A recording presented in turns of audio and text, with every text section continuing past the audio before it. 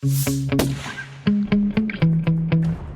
Russian occupiers are absolutely furious and completely disoriented. As of right now, at this very moment, unfortunately, the Starlink connection has completely dropped out, and we're left almost entirely without communication. On the enemy's side, there's massive friendly fire and assault operations have been suspended. Most likely, the Russian army will have communication problems again. Probably like at the end of 2022 and the beginning of 2023. All because of the shutdown of Elon Musk's Starlink. Back at the beginning of 2024, Ukraine started looking for a solution that would deactivate Russian terminals. And they found one. They proposed it to SpaceX, but it took 2 years for the solution to be implemented. The last straw was the implementation and installation of Starlinks on Russian strike drones, which have been used to attack both military and civilian targets. How did they manage to disable the Russian Starlinks? How big of a loss is this for the occupiers? And will Russia be able to make up for such a huge loss? We'll tell you everything about this and much more in just a very short moment. It became known in early February that the Russian Starlinks had gone dark. The solution turned out to be quite simple to understand. The company simply turned off all non-white-listed stations. Ukrainians, however, need to verify themselves in order to use it. The Ministry of Defense provided instructions on how the military could do this quickly. For civilians, things are a bit more complicated. They need to contact the CNAP, and Russians are even trying to take advantage of this. But we'll get back to that nuance later. As a result, most of the Ukrainian military's Starlinks continued to operate while the Russian ones went dark. So, what everyone had feared for so long, but secretly hoped wouldn't happen before the end of the special military operation, has happened. Elon Musk flipped the switch and 80% of Starlink terminals on the front went down, and with a high probability on our side, it will soon reach 100%. And only Russian ingenuity might be able to find a way around this. That clever ingenuity was merely sufficient to plead with subscribers for help. I am reaching out today to personally ask the subscribers of the VHTO Russian Spring Telegram channel for some much-needed assistance and support. To help us acquire essential communication equipment, specifically specialized radio bridges, as well as repeaters for radios, the so-called tutki. Right now, at this very moment, unfortunately, the Starlink connection has gone down completely, and we are left almost entirely without any form of communication. If you are able to help us in any way, we would be extremely grateful for your kindness and your support. But this won't actually solve the occupiers' problem. Quite simply because there is nothing that can fully replace Starlink.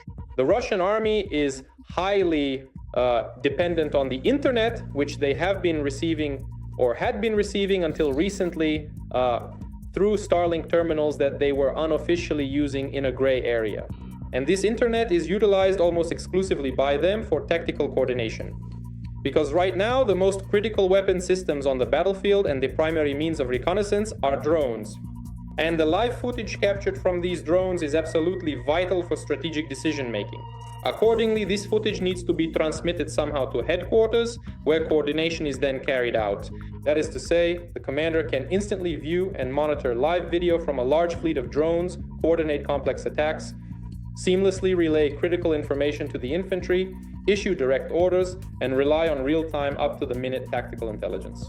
Without Starlink, everything takes more time and coordination is lost. Moreover, we shouldn't forget that Starlink is also simply a means of communication, both for Ukrainian defenders and for Russian invaders. Without Starlink, some Russian military personnel will apparently have to use either some kind of standard wired systems or whatever other satellite systems are currently available. But there are a very limited number of those, and they work much worse in the field, and most importantly, Starlink's main advantage was that it was very easy to buy a terminal. Well, of course, it was still bought through various grey market channels at an inflated price, somehow sourced in other countries and then brought in, but the thing is, these devices are sold in large quantities, just right there in retail stores, basically.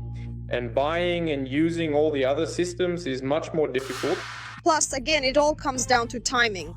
The shutdown of Starlinks has already dealt a serious blow to the occupiers. Even the minimal advances they had have come to a halt. There have been a lower number of offensive assault operations. As a direct result of this disruption in troop command, this is a very good sign. Our sources from the 122nd Motorized Rifle Regiment in the Kupiansk direction and the 1152nd Regiment in the Zaporizhia direction report the same situation. Command and control of the troops is effectively paralyzed. In the occupiers' units, there is an almost complete failure of Starlink terminals. Russian signal operators are in despair. Attempts to deploy backup communication channels are failing one after another. Standard electronic warfare equipment regularly jams even their own radios. The severe breakdown in communication has not only paralyzed assault operations, but has also triggered widespread friendly fire among the occupiers. In the Zaporizhia direction, a typical case of friendly fire occurred due to a complete breakdown in communications. Units having no information about each other opened fire on their own troops. As a result, an assault group of 12 people was completely wiped out by their own forces. The Russians are making intensive efforts to fix the situation. Serhiy Beskresnov, an advisor to the Ukrainian defense minister, reports that occupiers are searching for locals to activate Starlink terminals at administrative service centers for a fee. But here too, the Russians will face failure, and traitors or those looking to make easy money will end up with prison terms. They would send a representative to the administrative service center to collect the funds, use a fake LLC, carefully dismantle a Starlink terminal from a captured drone, and so on. Don't overdo it.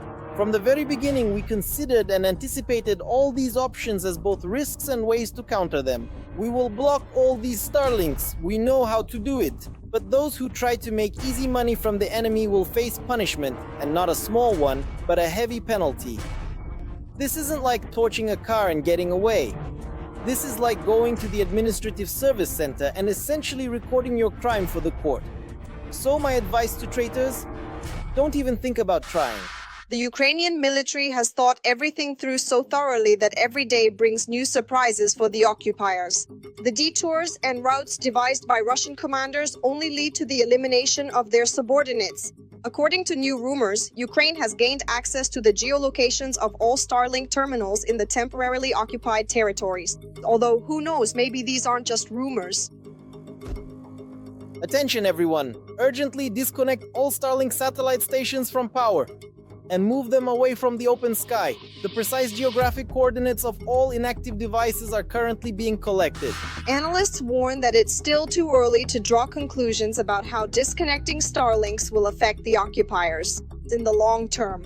However, they still do not offer any optimistic forecasts for the Russian army. But most likely, the Russian army will face communication problems similar to those at the end of 2022 and the beginning of 2023, when Starlink was not yet actively used by them.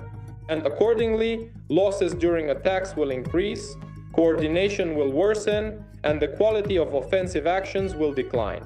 The quality is already very low in the Russian army, but most likely it will become even lower. Russian officials, it seems, have already accepted the inevitable and have started assuring everyone that nothing terrible has happened. Don't spread panic, they say. We'll just have to send more cannon fodder to the front. And the last point is that the Kremlin isn't even trying to hide this anymore. Now these so-called bloggers and so-called war correspondents have started to stir up panic. They say, the Americans have cut off our Starlinks, that's it. Now the front will collapse. But that's not going to happen. Marshal Zhukov fought without Starlinks, using human resources, and made it all the way to Berlin. In the same way, we must mobilize everyone to the maximum. Men, students, everyone, and finish off Ukraine. What do you think? Will the occupiers be able to make up for the loss of Starlinks? Or maybe they will find a way to use Elon Musk's innovative technology? Share your thoughts in the comments below. And don't forget to like this video and be sure to subscribe to our Arsenal channel, so you don't miss any of the most interesting and exciting new updates coming your way.